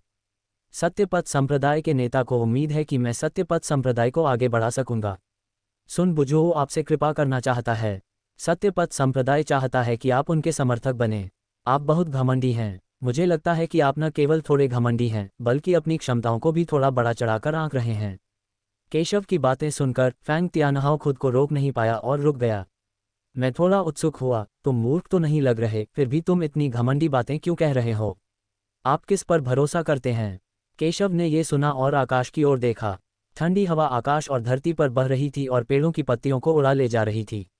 केशव में कुछ अलौकिक था, मानो स्वर्ग से कोई भयानक शक्ति आ रही हो। मेरी निर्भरता हमेशा अपने आप पर रही है।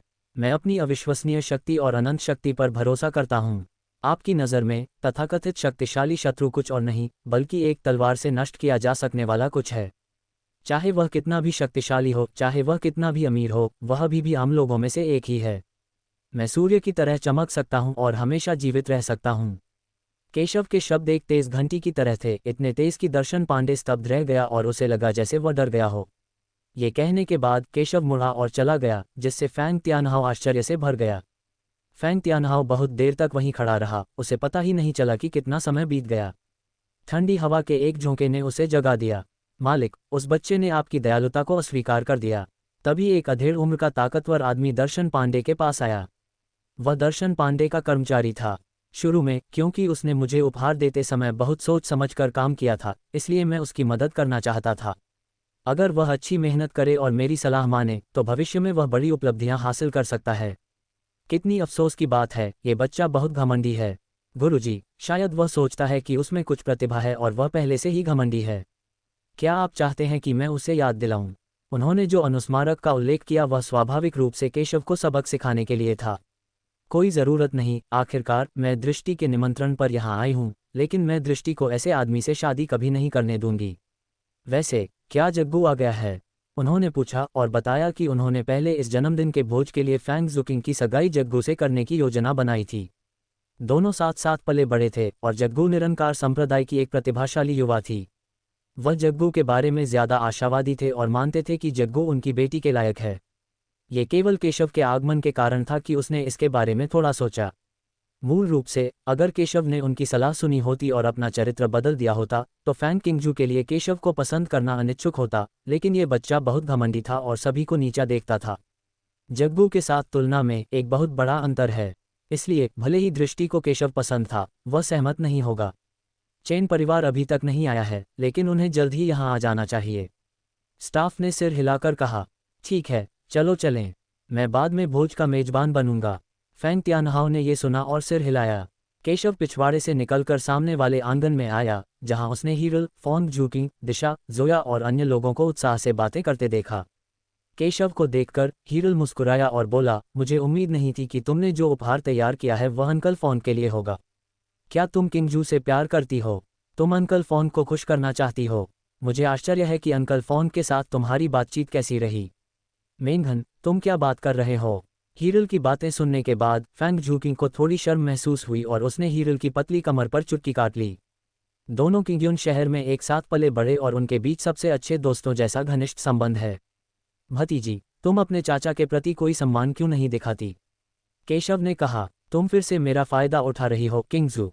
अगर तुम भविष्य में उससे शादी करोगी तो तुम्हें अपने पति को नियंत्रित करने में मेरी मदद करनी होगी। ये सुनते ही हीरल ने गुस्से से कहा, लेकिन केशव एक ऐसा आदमी था जिसका उसके दादाजी को भी सम्मान करना पड़ता था, इसलिए वह रूखा व्यवहार नहीं कर सकती थी। वह बस यही चाहती थी कि फैंग जुकिंग उसे केशव को सबक सिखाने में मदद करे। ये दृश्य देखकर कई लोग बेहद ईर्ष्यालु हो गए। उन्हें उम्मीद नहीं थी कि इस बच्चे केशव के इतने सारे सुंदरियों के साथ संबंध होंगे। फैंग जुकिंग की तो बात ही छोड़िए, यहाँ तक कि मंडप स्वामी सुन की पोती भी उसके इतने करीब थी।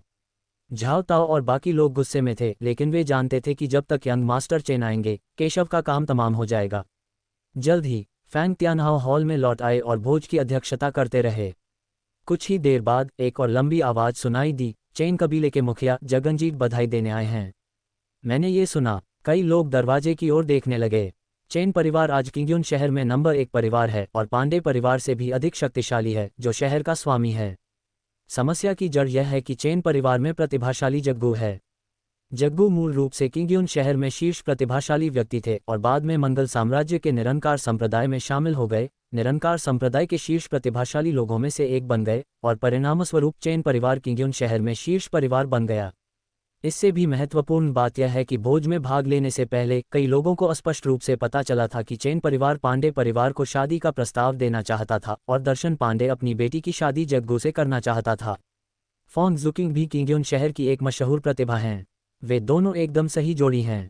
एक बार दोनों पक्षों की शादी हो जाए तो चेन परिवार के पास दक्षिया में शीर्ष परिवारों में से एक बनने की क्षमता होगी। लेकिन आज केशव की उपस्थिति ने सभी को यह महसूस कराया कि चेन परिवार का विवाह प्रस्ताव इस बार इतना आसान नहीं था। जल्द ही एक मध्यम आयु वर्ग का आदमी, जो एक लंबा चोगा पहने हुए था और सीधा और पतला शरीर वाला था, सबके सामने प्रकट हुआ। उसकी आंखें ठंडी बिजली की तरह थीं, वह अजगर और बाघ की तरह चलता था और उसकी हर चाल एक आकर्षक आभा से भरी होती थी। ये व्यक्ति चेन परिवार का मुखिया है, जगनजीत। उसके पीछे एक सुंदर युवा प्रतिभाशाली व्यक्ति था और यह व्यक्ति कोई और नहीं बल्कि जग्गू था। उनके पीछे अनगिनत सेवक बड़े लाल कपड़े में लिपटे उपहार बक्से ले जा रहे थे। जब सबने ये देखा तो उन्हें एहसास हुआ कि चेन परिवार शादी का प्रस्ताव देने आया है। जगनजीत मुस्कुराते हुए केंद्र में आया। भाई फैंग, आज तुम्हारा जन्मदिन है। तुम्हें जन्मदिन की शुभकामनाओं के अलावा मैं अपने बेटे जग्गू की शादी किंगजू की भतीजी से करवाकर तुम्हारी खुशी में इजाफा करना चाहता हूँ। मुझे उम्मीद है कि भाई फैंग मानेंगे या नहीं। भविष्य में हमारे दोनों परिवार एक हो जाएंगे।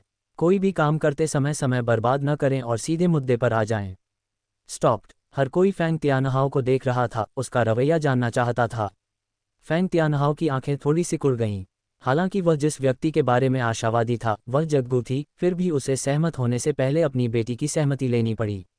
यह अच्छी बात है कि भाई चेन शादी का प्रस्ताव रखना चाहते हैं, लेकिन चूंकि यह एक शादी है, यह अभी भी इस बात पर निर्भर करता है कि मेरी बेटी सहमत है या नहीं। बेटी, क्या तुम जग्गू से शादी करने को तैयार हो? सबकी नज़रें फेंग झूकिंग की ओर मुड़ गईं। जब तक फेंग झूकिंग सहमत हैं, सब कुछ तय हो जाएगा। झाओ ताओ और बाकी लोग भी केशव को दया से देखने लगे। भले ही इस आदमी का फेंग झूकिंग के साथ एक अस्पष्ट रिश्ता था, तो क्या हुआ? अंत में वे केवल फेंग झूकिंग को जग्गू से शादी करते हुए ही देख पाए। जग्गू ने भी जलती हुई अभिव्यक्ति के साथ फेंग झूकिंग को देखा। फेंग झूकिंग का सुंदर चेहरा उदास था। वह जानती थी कि देर सवेर यह घटित होगा, लेकिन वह जानती थी कि अगर उसने इनकार कर दिया तो शायद परिवार पर बहुत बड़ी मुसीबत आ जाएगी। लेकिन अगर वह मना नहीं करती तो यह उसकी जिंदगी बर्बाद करने के बराबर होगा। अंकल फेंग, मुझे लगता है कि यह अनुचित है। फेंग झूकिंग जग्गू से शादी नहीं कर सकती।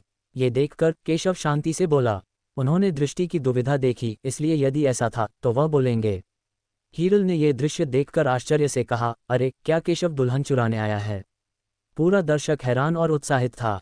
किसी को उम्मीद नहीं थी कि केशव चेन परिवार के विवाह प्रस्ताव को बर्बाद करने यहाँ आया है। ये तुम हो, लड़के? क्या तुम जानबूझकर मुझे निशाना बना रहे हो और मेरी शादी बर्बाद करने की कोशिश कर रहे हो? इस समय जग्गू ने आखिरकार केशव को देखा और उसका चेहरा बेहद उदास हो गया। ये बच्चा निकला। वो पहले भी ट्रेजर पवेलियन में केशव से मिल चुका था और उनके बीच झगड़ा हुआ था। उसे उम्मीद नहीं थी कि ये आदमी उसकी शादी बर्बाद करने आया है। फेंग तियानहाओ की आंखें थोड़ी सिकुड़ गईं। उसे उम्मीद नहीं थी कि केशव सबके सामने दुल्हन को छीन लेगा। इस लिहाज से केशव बिल्कुल भी योग्य नहीं था। आप कौन हैं और आप ये क्यों कहते हैं कि मेरी भतीजी किंगजू मेरे बेटे से शादी नहीं कर सकती? ये सुनकर जगनजीत की अभिव्यक्ति नहीं बदली, लेकिन उसने केशव को देखा और कहा, इससे कोई फर्क नहीं पड़ता कि मैं कौन हूं, लेकिन आपका केशव किंगजू के लायक नहीं है। केशव ने ये सुना और शांति से कहा, क्या मजाक है? आप कह रहे हैं कि मेरा केशव मेरी भतीजी दृष्टि के लायक नहीं है? मेरा केशव निरंकार संप्रदाय का शीर्ष प्रतिभाशाली और पूर्वी महाद्वीप के एजियो ड्रैगन रैंकिंग का प्रतिभाशाली व्यक्ति है। वह फेंग झूकिंग के लायक कैसे नहीं हो सकता? जब जगनजीत ने यह सुना तो वह क्रोधित हुए बिना डरा हुआ था और एक व्यंग्यात्मक लहजे में बोला, यह बहुत सरल है, क्योंकि दृष्टि मेरे सत्यपथ संप्रदाय का शिष्य है। आपका केशव दृष्टि के योग्य नहीं है, और यह भी नहीं कि दृष्टि आपके बेटे को बिल्कुल पसंद नहीं करता है। केशव ने यह सुना और शांति से कहा। लेकिन जब दूसरे लोगों ने यह सुना तो वे सब एक दूसरे को अजीब नज़रों से देखने लगे। सिर्फ इसलिए कि फांग दृष्टि सत्यपथ संप्रदाय का शिष्य था, जग्गू फपेआ की मात्रा पे की मात्रागत दृष्टि के लायक नहीं थी। तुम्हें पता है, निरंकार संप्रदाय सत्यपथ संप्रदाय से भी ज्यादा शक्तिशाली है। केशव को इतना आत्मविश्वास कहाँ से मिलता है? जग्गू का चेहरा स्वाभाविक रूप से बदसूरत हो गया। इस बच्चे ने उसे इस तरह अपमानित करने की हिम्मत की। क्या मजाक है? सत्यपथ संप्रदाय की हिम्मत कैसे हुई इसे उठाने की? भाई फेंग, क्या ऐसा हो सकता है कि आपने मेरे चेन परिवार को बेवकूफ़ बनाने के लिए इस बच्चे का इस्तेमाल किया हो? जगनजीत ने जब ये सुना तो उसका चेहरा ठंडा पड़ गया। उसने साफ तौर पर सोचा होगा कि केशव की व्यवस्था फेंग तियानहाओ ने की होगी, वरना केशव एक जोकर जैसा होता। फेंग तियानहाओ का चेहरा भी बहुत भद्दा था। उसे उम्मीद नहीं थी कि केशव इतना घमंडी होगा। वह उसे समझाने ही वाला था कि उसने देखा कि जगनजीत का चेहरा एकदम ठंडा पड़ गया। उसने उसकी तरफ देखा और कहा, मैंने आज ही सगाई के तोहफे भेज दिए हैं। चाहे तुम चाहो या नहीं, यह शादी तो होनी ही है। क्या मतलब है तुम्हारा? क्या तुम मुझसे ज़बरदस्ती शादी करना चाहते हो? ये सुनते ही फेंग तियानहाओ का चेहरा थोड़ा खराब हो गया। उसकी सबसे अच्छी पसंद तो चेन परिवार ही था, लेकिन उसने जगनजीत से ऐसी बातें कहने की उम्मीद नहीं की थी। आखिर वो शहर का मालिक है। अपनी बेटी की शादी करे या न करे, ये उसका काम है। क्या दूसरा पक्ष वाकई उसे शादी के लिए मजबूर करना चाहता है? भाई फेंग, मैं आपको सच बता दूं, मेरा केशव निरंकार संप्रदाय का सर्वोच्च प्रतिभाशाली व्यक्ति है और उसके पास निरंकार संप्रदाय का पवित्र पुत्र बनने का अवसर है। यह अवसर आपके पास है, इसलिए आज की शादी जीतनी ही होगी। जगनजीत ने कहा। वह फेंग तियानहाओ की योजना नहीं जानता था, लेकिन वह आज शादी करने के लिए दृढ़ था। तुम्हारा क्या मतलब है? फेंग तियानहाओ ने यह सुना और उसकी आंखों में कुछ बुरे विचारों का अनुमान लगाया। दक्षिया के एक सीमावर्ती शहर के स्वामी के रूप में आपको वर्तमान स्थिति का अनुमान लगाना चाहिए था। मंगल साम्राज्य जल्द ही या बाद में दक्षिया पर हमला करेगा और निरंकार संप्रदाय पहले से ही मंगल साम्राज्य के साथ गठबंधन कर चुका है। जब तक मेरा केशव मंगल साम्राज्य को किंग्युन शहर हासिल करने में मदद करता है, वह निरंकार संप्रदाय के प्रतिभाशाली लोगों के बीच नेतृत्व करने और पवित्र पुत्र बनने में सक्षम होगा। आप अपनी बेटी की शादी मेरे बेटे से कर देते हैं और आप और मैं रिश्तेदार बन जाते हैं। आप मंगल साम्राज्य में चले जाते हैं और 3 स्तरों पर पदोन्नत हो जाते हैं और मेरा केशव पवित्र पुत्र बन जाता है। यह एक तिहरा आशीर्वाद है। मैं भाई फोन को सलाह देता हूं कि वे मेरी दयालुता को अस्वीकार न करें।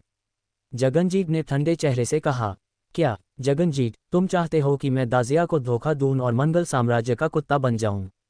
यह एक मजाक है। जब फैंग तियानहाओ ने यह सुना तो उसका चेहरा पीला पड़ गया और वह इतना क्रोधित हुआ कि लगभग उछल पड़ा। उसने यह उम्मीद नहीं की थी कि जगनजीत इतना महत्वाकांक्षी था कि वह वास्तव में चाहता था कि वह दक्सिया को धोखा दे और उसे किंग्युन शहर से बाहर भेज दे। वह दाजिया का नियुक्त नगर स्वामी है, वह दाजिया को कैसे धोखा दे सकता है? फैंग तियानहाओ, लगता है तुम स्थिति को समझ नहीं पा रहे हो। तुम्हें आज सहमत होना ही होगा, भले ही तुम न चाहते हो। जगनजीत ने व्यंग्यात्मक लहजे में कहा। इस समय कनर्जी परिवार, राजपूत परिवार और अन्य परिवारों के मुखिया जो जन्मदिन मनाने के लिए घटनास्थल पर आए थे, सभी जगनजीत के साथ खड़े थे। नगरपालिका प्रमुख फेंग, अपनी बेटी का विवाह चैन परिवार के मुखिया से करना कोई बुरा विचार नहीं है। जब तक आप सहमत हैं तब तक आप किंग्युन शहर के नगरपाल बने रहेंगे, लेकिन आप मंगल साम्राज्य के ही होंगे। कई कबीले नेता इसे छिपाने में बहुत आलसी थे और उन्होंने उसे मनाने की कोशिश की। तुम सब देशद्रोही निकले। फैंग तियानहाओ ने उन्हें हैरानी से देखा। उसे उम्मीद नहीं थी कि इन बड़े परिवारों के मुखिया गद्दार बन जाएंगे और मंगल साम्राज्य को चुन लेंगे। नगर स्वामी फैंग, हमें दोष मत दो। मंगल साम्राज्य मजबूत और शक्तिशाली है, जबकि मंगल साम्राज्य कमजोर है और मंगल साम्राज्य का कोई मुकाबला नहीं है। किंग्युन शहर सीमा पर स्थित है। अगर युद्ध छिड़ता है तो ये पहला स्थान होगा जहां मंगल साम्राज्य हमला करेगा। अपने लोगों की खातिर हमारे पास सहमत होने के अलावा कोई विकल्प नहीं है। कई बड़े परिवारों के मुखियाओं को थोड़ा अपराधबोध हो रहा था। आखिरकार नगर स्वामी फैंग हफ्ते के दिनों में उनके साथ काफी अच्छा व्यवहार करते थे। हाँ, अगर तुम गद्दार बनना चाहते हो तो बन जाओ। अपने कबीले के लिए बहाने क्यों बनाते हो? अगर तुम्हें अपने कबीले के मुसीबत में पड़ने की चिंता है तो तुम अपने कबीले को वहां से हटा सकते हो। मुझे डर है कि मंगल साम्राज्य ने तुम्हें सिर्फ अच्छे संसाधन ही दिए हैं। केशव ने ये सुना और उपहास किया। केशव की बातें सुनकर कई बड़े परिवारों के मुखियाओं के चेहरे थोड़े बदसूरत हो गए। दरअसल केशव ने जो कहा था वह बिल्कुल सही था। उन्होंने दक्सिया को धोखा देने की वजह भी संसाधन ही थे। आखिरकार वे एक योद्धा परिवार हैं और मंगल साम्राज्य ने उन्हें और अधिक संसाधन देने का वादा किया है, बशर्ते वे मंगल साम्राज्य को चुनें। हन्फ, नगर स्वामी फैंग, मैं तुम्हें 2 विकल्प देता हूँ। एक तो ये कि या तो तुम अपनी बेटी की शादी मेरे बेटे से कर दो और अब से हम ससुराल वाले हो जाएंगे और तुम किंग्युन शहर को मंगल साम्राज्य में शामिल होने के लिए ले जाओगे, या तुम आज मर जाओ और किंग्युन शहर को फिर भी मंगल साम्राज्य में शामिल होना पड़ेगा। जगनजीत ने नाक भान सिकुड़ते हुए कहा कि आज वही हुआ जिसकी उन्होंने बहुत समय से योजना बनाई थी। चाहे कुछ भी हो, किंग्युन शहर उनके चैन परिवार द्वारा मंगल साम्राज्य में शामिल होने के लिए समर्पण का उपहार बन जाएगा। जगनजीत, आपकी महत्वाकांक्षाएं बहुत बड़ी हैं। हरेश की आंखें थोड़ी सिकुड़ गईं। वह जगनजीत से भी मिल चुका था, लेकिन उसे उम्मीद नहीं थी कि जगनजीत की इतनी बड़ी महत्वाकांक्षाएं होंगी। पवेलियन मास्टर सुन, मुझे आपके आने की उम्मीद नहीं थी। हालांकि मैंने सुना है कि ट्रेजर पवेलियन कभी भी अन्य गुटों के बीच के झगड़ों में हस्तक्षेप नहीं करता है। इस मामले में कृपया हस्तक्षेप न करें। जगनजीत का चेहरा थोड़ा उतर गया। उसे उम्मीद नहीं थी कि मंडप मास्टर सुन यहाँ आएंगे, लेकिन वह ज़्यादा चिंतित नहीं था। ट्रेजर मंडप को मथुरा में खोले जाने का कारण यह है कि यह अन्य ताकतों के संघर्ष में हस्तक्षेप नहीं कर सकता है। स्टॉप्ड।